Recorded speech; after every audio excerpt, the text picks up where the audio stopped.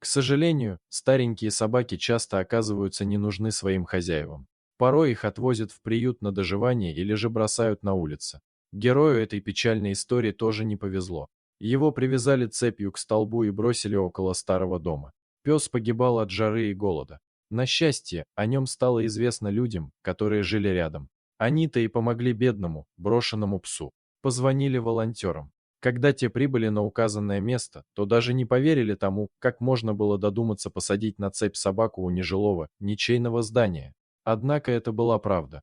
Рыжий песик был жертвой своих бессердечных хозяев. Он лаял несколько дней подряд, звал на помощь. Когда его заметили, то позже выяснили, что хозяева собаки просто уехали в отпуск. Не одни, а с другим своим псом. А про этого питомца забыли. Так он и сидел без пищи и воды.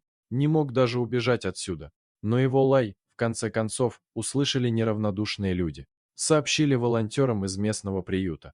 Те срочно прибежали на двор, который весь был завален хламом, чтобы помочь голодному существу. Он был хмурый, пытался огрызаться.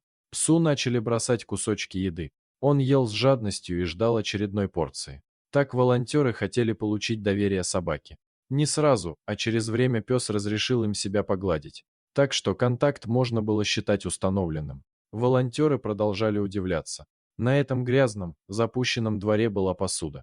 Но вся пустая. Хозяева, уезжая, даже и не подумали оставить псу хотя бы воды, не говоря уже про еду. Не подумали и о том, что железная цепь причиняла собаке боль, поранила ее, и раны тоже сильно болели.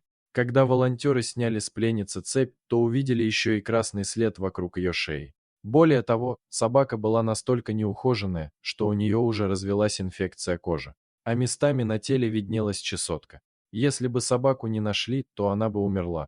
Но ее нашли и вовремя.